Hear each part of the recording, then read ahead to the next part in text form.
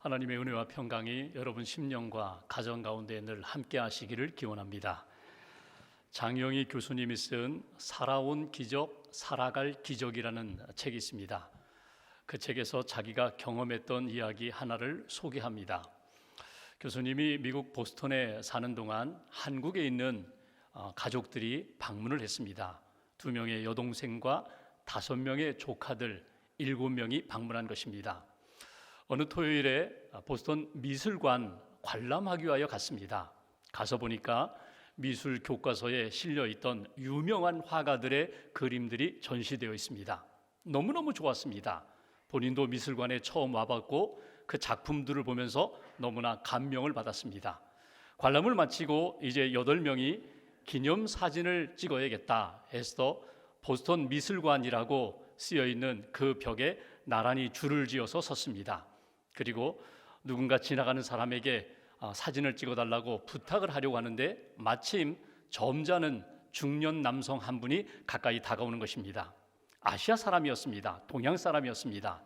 그분에게 부탁을 하는데 그분의 목에 자기 동생과 똑같은 카메라가 있습니다. 수동 카메라로 아주 좋은 카메라를 가지고 있었기 때문에 저분은 실력이 있겠구나 해서 사진 좀 찍어달라고 부탁을 한 것입니다. 그러자 그 남성이 대뜸 이렇게 이야기합니다. 혹시 한국 사람이십니까? 저도 한국 사람인데요. 서로 반가웠습니다. 그래서 이렇게 포즈를 취하라고 이렇게 지시하면서 이제 사진을 찍으려고 합니다. 팔짱을 끼세요. 김치하고 웃으세요.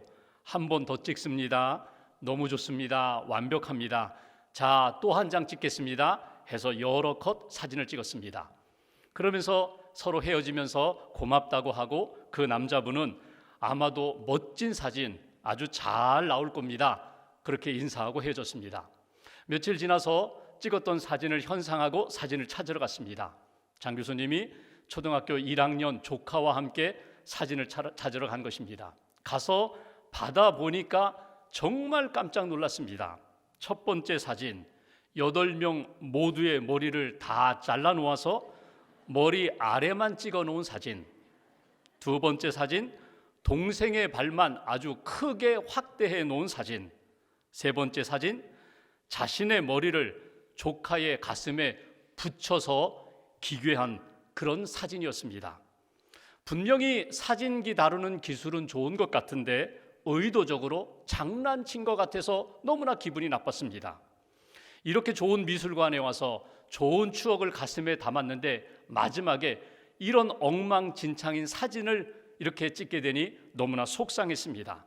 그래서 속상한 마음으로 그 사진을 집고 있는데 옆에 있던 초등학교 1학년생 조카가 이렇게 말하는 것입니다. 와, 이모, 이 사진들 짱 멋있어. 그때 미술관에서 본 추상화 같아.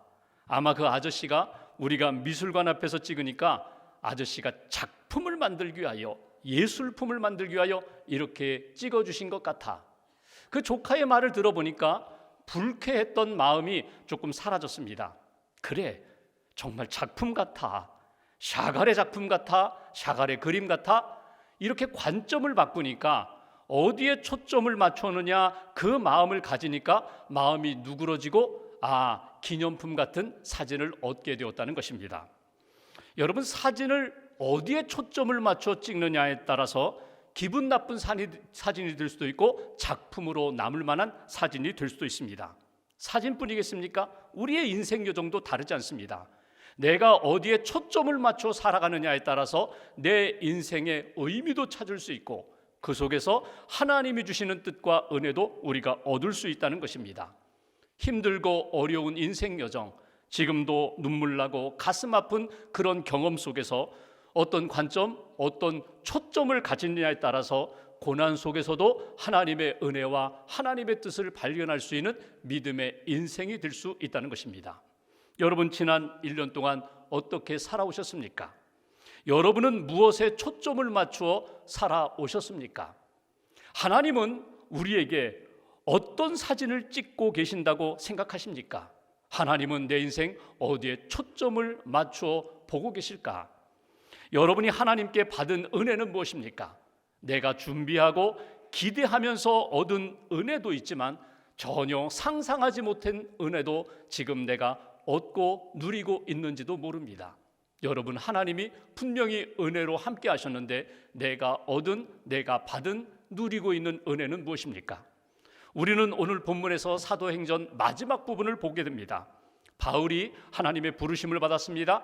그리고 사명을 가지고 이방 땅에 가서 복음을 전합니다. 아시아 땅에서, 유럽 땅에서 1차, 2차, 3차 복음을 전하게 되고 지금은 죄수의 몸으로 로마에 왔습니다. 여전히 자유가 없습니다. 그런데 사도 바울의 마음속에는 오직 예수, 오직 하나님의 나라, 오직 주의 복음, 그것이 가득하여 아주 열정적으로 복음을 전하는 모습이 오늘 본문의 내용입니다. 오늘 본문 말씀을 통하여 송년주일 하나님이 우리에게 들려주시는 분명한 음성이 있습니다. 그 음성을 듣고 깨닫고 믿음으로 하나님의 자녀로 믿음의 길을 잘 걸어가는 저와 여러분들 되시기를 주님의 이름으로 기원합니다. 본문 23절 말씀을 봉독하겠습니다. 23절 한 절을 함께 봉독합니다.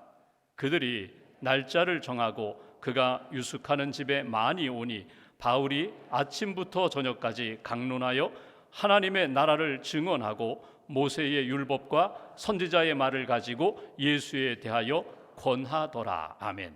지금 사도 바울이 로마 감옥에 갇혀 있는데 여기 셋집이라고 표현되는데 헛간 같은 그런 곳에 지금 묶여 있는, 지금 간수와 함께 묶여 있는 그런 상황입니다. 자유가 있다고 하나 영원한 그 온전한 자유를 누리지 못하는 그런 상황 가운데 사도 바울의 마음속에는 무엇이 있는가? 오늘 성경 말씀대로 하나님의 나라와 예수 그리스도의 복음이 가득 차 있다. 그러니까 바울의 지금 중심과 초점은 어디에 있는가 하면 하나님의 나라, 예수 그리스도에 대한 것, 예수의 십자가와 부활의 복음이 그의 심령 안에 가득 찰 뿐만 아니라 만나는 사람들에게 하나님의 나라와 예수의 복음을 전했다. 이것이 오늘 본문의 내용입니다. 여러분, 하나님의 나라는 이스라엘 백성들의 신앙의 핵심이 됩니다. 하나님의 선택을 받았습니다. 하나님의 구원을 받았습니다. 하나님의 말씀을 받았습니다. 하나님이 다스리시겠다고, 하나님이 함께 하시겠다고, 하나님이 인도하시겠다고, 너희는 나의 백성이다. 그것이 이스라엘 백성들이 가지고 있는 신앙 의식이거든요. 예수님이 이 땅에 오시면서 죄와 어둠 가운데 있던 그들을 죄에서 구원해 주셨습니다. 십자가의 보혈로 다 씻어주시고 그들을 구원해 주셨습니다.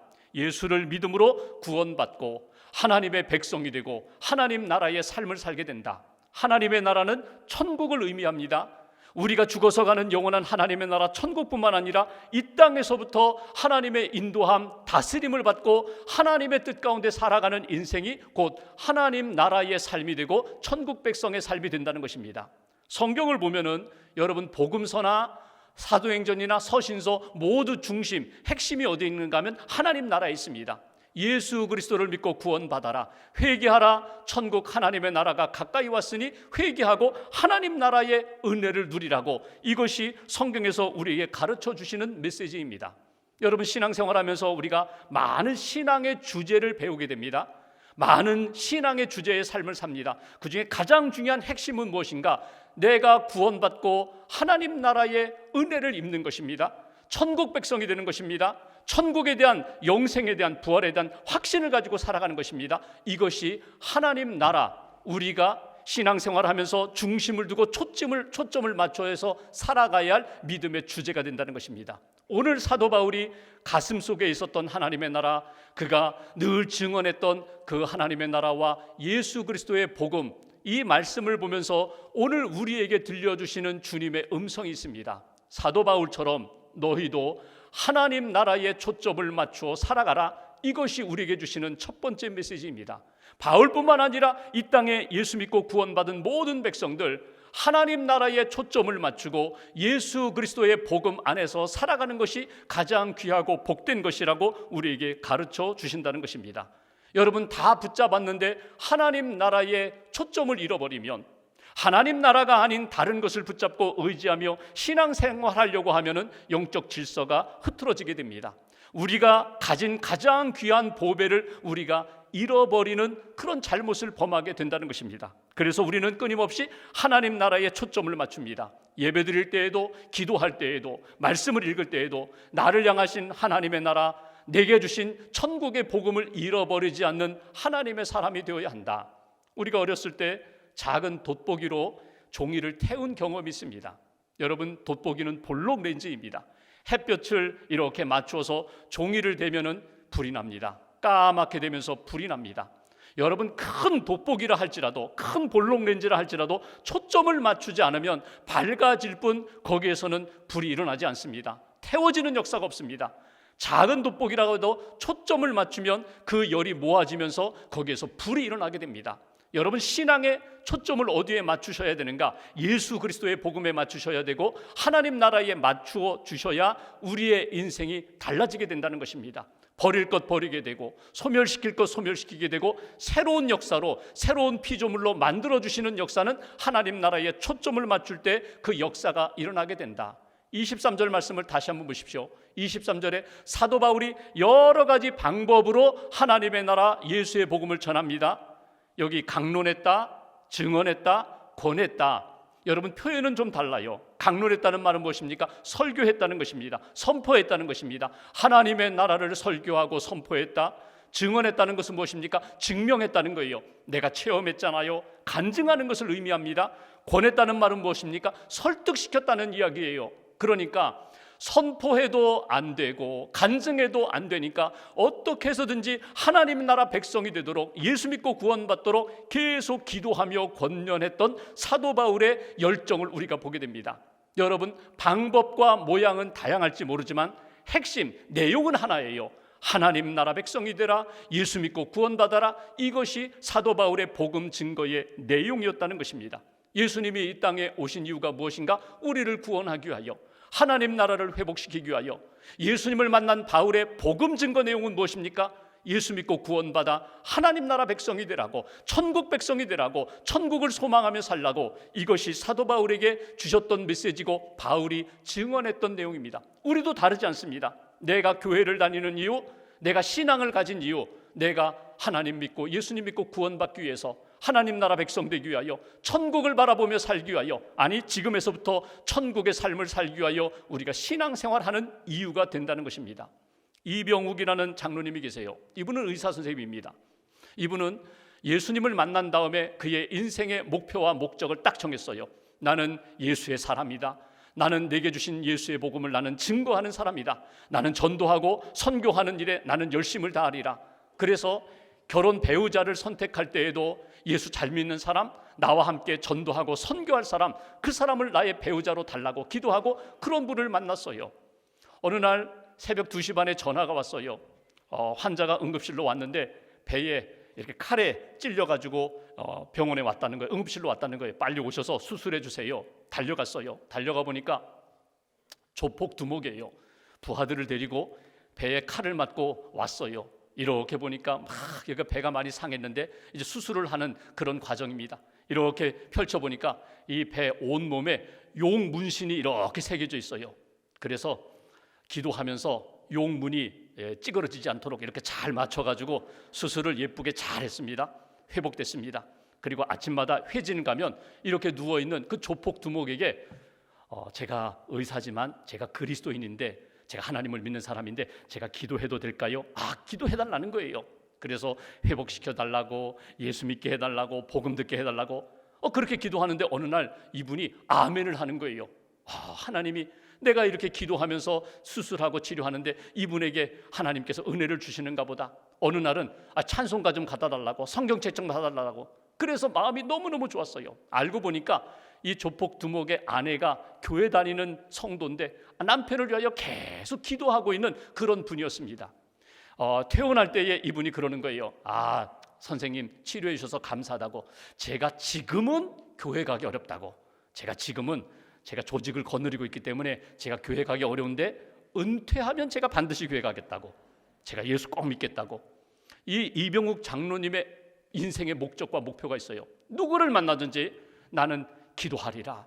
나는 이분을 위하여 기도하며 복음 전하리라.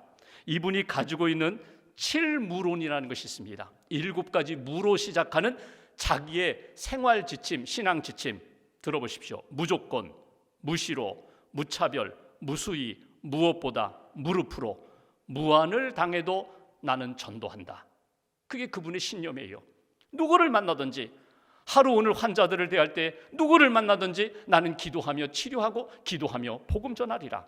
여러분, 우리의 삶의 여정 가운데 내 인생의 초점을 어디에 맞추느냐, 내 신앙의 초점을 어디에 맞추느냐, 거기에 따라서 내 신앙생활이 달라지게 되는 거예요. 하나님께 초점을 맞추고 복음에 초점을 맞추고 하나님 나라에 초점을 맞춰 사는 인생, 이것이 사도 바울이 가지고 있었던 신앙생활이면서 오늘 우리 모두가 붙잡아야 할 신앙의 초점이라는 거예요. 여러분, 신앙생활하면서 초점 잃어버리지 마세요. 하나님 잃어버리지 마세요. 예수 그리스도의 복음 잃어버리지 마세요. 다른 것에 초점을 맞추며 살아가는 허무한 인생이 아니라 예수께 초점을 맞추고 하나님께 초점을 맞추며 하나님 나라를 세워가는 믿음의 성도들 되시기를 주님의 이름으로 기원합니다. 두 번째로 24절 말씀 보실까요? 제가 봉독합니다. 그 말을 믿는 사람도 있고 믿지 아니하는 사람도 있어. 바울이 전하는 복음을 받아들이는 마음이 옥토와 같은 사람이 있는가 하면 그 말을 믿지 않는 사람도 있다는 거예요. 길가와 같이 딱딱한 사람들, 마음에 돌이 가득하여 예수의 복음을 받아들이지 않는 사람이 있다는 것입니다. 지금 바울은 로마 감옥에 갇혀 있어요. 자유가 없어요.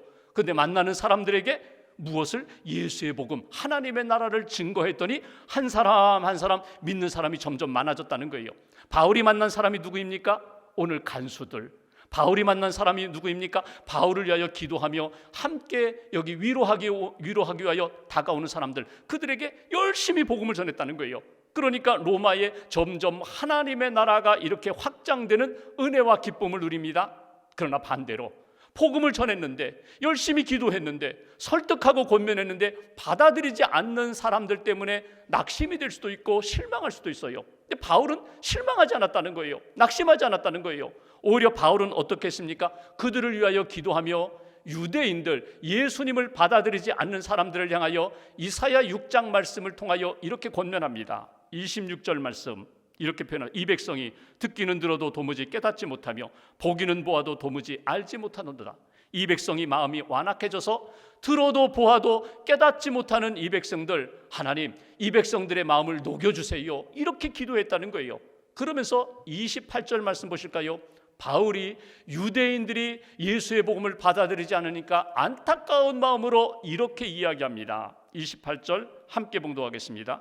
그런즉 하나님의 이 구원이 이방인에게로 보내어진 줄 알라. 그들은 그것을 들으리라 하더라. 아멘. 여러분, 이 말씀을 잘못 해석하지 마세요. 이제 유대인들은 다시는 복음을 듣지 못할 거야, 유대인들은 구원받지 못할 거야, 그들은 끝났어. 여러분, 이 마음이 아닙니다. 복음을 받아들이지 않는 유대인들, 그 복음이 이제는 이방인 땅에 이방인들에게 전해 있어서 하나님의 복음이 더 넓게 더 멀리 복음이 증거될 거야. 자기들이 은혜도 받고 하나님의 선택받은 백성인데 예수의 복음을 받아들이지 않으니까 자기들이 개로 취급하는 이방인들이 예수 믿는 모습을 보면서 도전을 받을 거야, 찔림을 얻을 거야.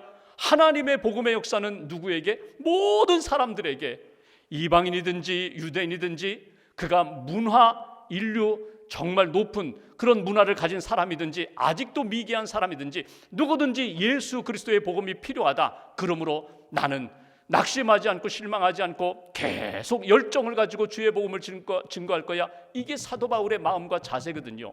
오늘 우리가 들어야 할, 하나님이 우리에게 들려주시는 말씀이 있습니다. 내가 예수 믿었느냐?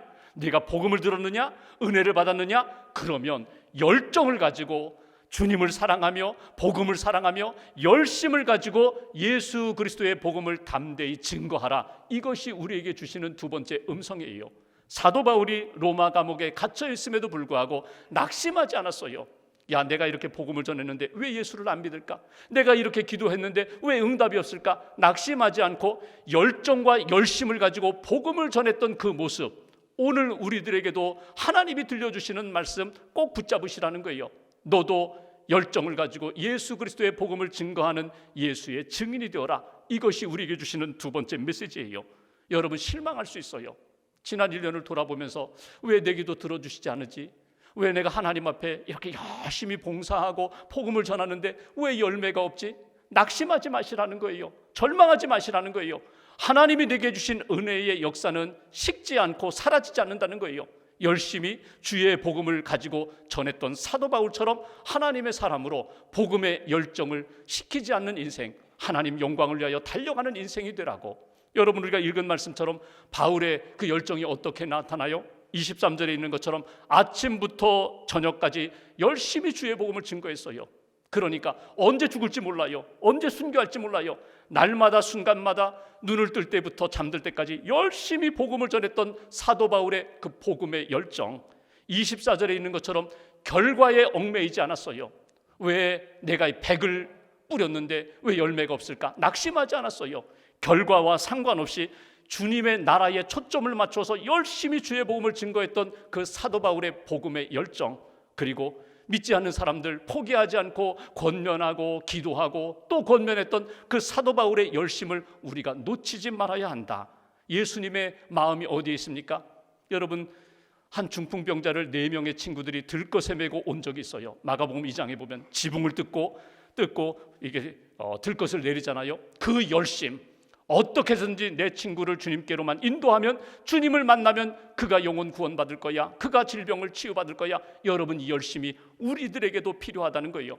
바울의 열심, 예수 그리스도의 열심, 오늘 예수님을 믿고 따르는 우리들이 가져야 할 믿음의 열심이라는 거예요. 여러분, 바울이 지금 로마까지 왔어요. 오는 과정 가운데 얼마나 많은 고난이 있었어요. 매도 많이 맞고 감옥에도 갇히고, 여러분, 풍랑도 만나고 배가 파손하고, 이런 고난 가운데서도 그에게 주신 주님을 향한 사랑, 그리고 복음에 대한 뜨거운 사랑과 열정, 식지 않았던 것처럼 오늘 우리 안에 그 믿음과 열정이 살아있어야 된다. 여러분, 이 열정은 어디에서 생겨요? 하나님에 대한 분명한 믿음이 있다면, 복음에 대한 분명한 믿음이 있다면, 하나님이 나와 함께 하신다는 분명한 믿음이 있다면 얼마든지 감당할 수 있어요.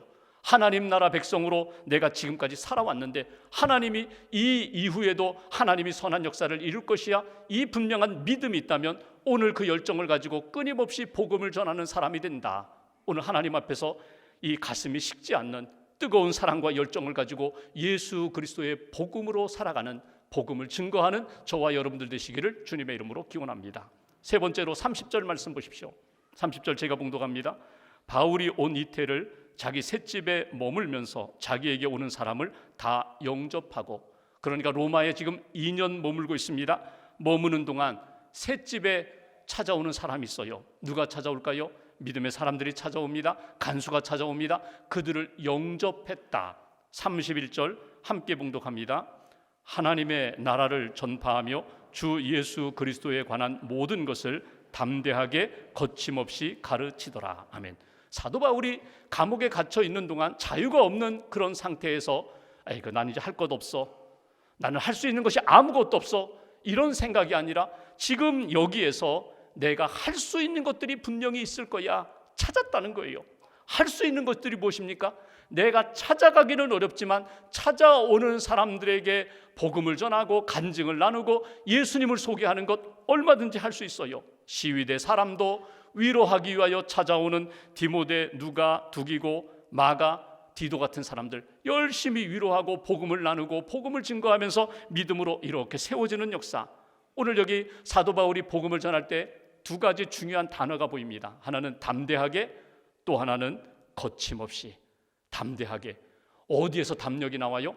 나와 주님이 함께 하신다, 성령님이 함께 하신다, 여기에서 용기가 나오고. 거침없이라는 말이 무엇입니까? 어떤 상황이나 어떤 고난이나 어떤 사람들의 모습에 상관없이 나는 주님의 사람으로 나는 담대히 예수를 전하리라. 이것이 사도 바울이 가지고 있는 믿음의 담력이거든요. 사도행전 읽어보면 원문대로면 마지막 끝 단어가 거침없이예요. 이 아클로토스라는 이 말은 옛날 번역 성경에는 이렇게 번역했어요. 금할 수 있는 사람이 없었다. 바울을 이렇게 붙잡아둘 사람이 없었다는 거예요. 거침없이. 예전에 거침없이 하이킥이라는 시트콤이 있었는데, 거침없는 사람, 복음으로 무장한 사람, 성령으로 무장한 사람, 누구든지 감당하지 못하는 그런 성령의 사람, 복음의 사람, 그것이 사도 바울이었다는 거예요. 여기서 우리가 들어야 할 세 번째 주님의 음성이 있습니다. 내가 예수 믿었어요? 은혜 받고 구원 받았어요. 그렇다면 나도 바울처럼 담대하게 거침없이 믿음의 삶을 살겠습니다. 담대하게 거침없이 예수 그리스도의 복음을 증언하고 가르치는 인생으로 살겠습니다. 이것이 우리에게 주시는 세 번째 메시지입니다. 여러분, 복음에 능력이 있는 것 아시죠? 나는 부족한데 복음에 능력이 있어요. 생명을 살리는 능력이 있어요. 어둠을 빛으로 바꾸는 능력이 있어요. 예수 그리스도의 복음을 내가 믿으면 나는 연약하고 부족하지만 복음이 나로 하여금 능력의 사람으로 만들어주시는 거예요. 담대하게 만들어주시고 거침없이 나아가게 하는 하나님의 사람으로 만들어주신다.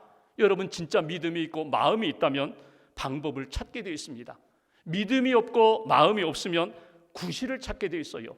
내 안에 정말 믿음이 있고 내가 하나님의 사람으로 이렇게 살아야지, 바르게 살아야지, 그렇게 주님 앞에 찾고 기도하면 반드시 길을 열어주시게 돼 있어요. 여기에서 할 수 있는 것들을 찾게 해주세요. 마음이 없으니까, 믿음이 없으니까 구실만 찾아요. 내가 할 수 없어, 안 돼, 이번에는 안 돼, 포기하게 돼요. 믿음으로 하나님이 주시는 지혜로 찾으시라는 거예요. 사도 바울이 감옥 안에서 찾은 방법이 뭐예요? 복음을 전하는 방법이 오는 사람들에게 복음을 전할 뿐만 아니라 만나고 싶어도 만나지 못하는 교회들, 여기 보면 빌립보 교회, 에베소 교회, 골로새 교회, 빌레몬이라는 사람에게 편지를 씁니다. 얼마든지 편지를 쓸 수 있으니까 편지를 써서 보내는 거예요. 이게 바울 옥중서신이잖아요. 너희들도 믿음 안에서 하나님의 뜻 이루십시오. 주 안에서 감사하십시오. 주 안에서 기뻐하십시오. 바울의 서신이 그렇게 이루어진 것이거든요. 오늘 하나님 앞에서 내가 구원받고 은혜 받았는데 거침없이 담대하게 하나님의 사람으로 살겠습니다. 거침없이 담대하게 나는 주의 복음을 가르치고 증언하는 하나님의 사람이 되겠습니다. 어떤 형편에라도 상관없습니다. 나에게 주신 은혜와 능력 안에 나는 감당할 수 있습니다. 우리가 자주 부르는 찬송가 301장 지금까지 지내온 것이라는 찬송, 오늘 주일에도 우리가 함께 불렀죠. 송년 주일에 우리가 부르는 찬송, 이 찬송의 작사가는 일본의 사사오 데스 사부로라는 목사님이십니다. 불교 가정에서 태어났어요. 청소년 시절에 폐렴을 크게 알아가지고 몇 번 죽을 고비를 넘겼어요. 그가 군대 해군에 지원했더니 병력이 있다고 해서, 폐렴을 앓았다고 해서 거절당했어요. 대학에 경영학을 공부합니다. 내가 무역상으로 내가 돈 좀 많이 벌어야겠다. 경영학을 공부하고 우수한 성적으로 졸업한 다음에 미국으로 갔어요. 미국에서 샌프란시스코 가가지고 자기가 이제 사업을 하려고 이렇게 준비하는데, 자기가 머무는 그 하숙집 주인이 누군가면 목사님 가정이에요. 그 목사님을 통하여 복음을 듣게 됩니다. 사모님을 통하여 사랑을 받고 복음을 들었어요. 예수님을 믿게 되었습니다. 그리고 전도 집회에 갔다가 사명을 발견하게 됩니다. 내가 돈 버는 인생이 아니라 내가 하나님의 나라를 세우는 인생, 복음 전하는 인생이 하나님이 내게 주신 계획과 뜻이라는 것을 깨닫게 되고 복음을 전합니다. 누구에게? 영어가 잘 안 되니까 일본 사람들, 미국에 돈 벌러 온 그 사람들, 일본 사람들을 만나서 복음을 전하는 거예요. 근데 복음을 전하면 그분들이 감동하면서 은혜를 받는 거예요. 그러면서 그분이 이제 공부를 더 하게 되고 그가 목사가 됩니다. 그리고 1894년 26살의 나이에 다시금 일본으로 돌아와요. 목사가 되어서 돌아와요. 그리고 열심히 복음을 전하면서 영국의 이 벅스턴이라는 선교사님을 만나서 전도 집회를 하며 다닙니다. 그러면서 자기 간증을 하는 거예요. 내 인생 돌아보면은 폐렴을 앓아서 죽을 뻔했고, 내가 이렇게 돈 좀 많이 벌려고 했는데 결국 하나님이 나로 하여금 이렇게 사람 낚는 어부가 되게 하셨다고. 지나온 시간들을 이렇게 돌아보니까 모든 것이 은혜라고, 은혜 아닌 것이 없다고, 그렇게 해서 지은 찬송이 지금까지 지내온 것, 주의 크신 은혜라, 이 찬송이에요. 찬송으로 많은 사람들이 주님께 돌아오는 그런 은혜의 도구로 쓰임받았습니다. 이분이 가지고 있는 인생 구절, 자기의 인생 성구가 있어요. 로마서 8장 28절, 우리가 알거니와 하나님을 사랑하는 자 곧 그 뜻대로 부르심을 입은 자들에게는 모든 것이 합력하여 선을 이루느니라. 모든 것, 내가 생각할 땐 좋은 것, 잘한 것만이 아니라 아픈 것, 어두운 것, 상처까지도 하나님이 다 합력하여 선을 이루시는 하나님, 그분의 신앙 간증이며 고백입니다. 여러분, 우리가 지난 1년을 돌아볼 때에 우리 삶 가운데 아픈 일도 있어요. 어두운 일도 있어요. 실패하고 쓰러졌던 적도 있어요. 그런데 그것까지도 하나님이 붙드셔서 은혜의 역사를 만들어 가신다는 거예요. 사도 바울처럼, 사사오 목사님처럼, 그리고 오늘 우리 자신이 하나님 앞에 어떻게 쓰임받아야 할까? 하나님의 은혜를 놓치지 마십시오. 하나님이 나에게 담대하게 거침없이 살라고 말씀하세요. 믿음의 사람으로 살라고 말씀하세요. 복음의 증인으로 살라고 우리에게 말씀을 주십니다. 지난 1년을 돌아보면서 하나님의 은혜를 고백하며 감사함으로 사도행전 28장으로 사도행전은 끝나지만 이제 제가 믿음으로 사도행전 29장을 써내려 가겠습니다. 내가 고백으로, 삶으로 예수 그리스도의 복음의 역사가 이렇게 나타난다는 것을 하나님 앞에 기록으로 남기겠습니다. 여러분 이런 마음을 가지시고 성령 의지하셔서 내 힘으로는 안 되니까 성령 충만함으로 담대하게 거침없이 예수 그리스도의 사람으로 복음의 증인으로 살아가는 저와 여러분들 되시기를 주님의 이름으로 기원합니다. 기도하겠습니다.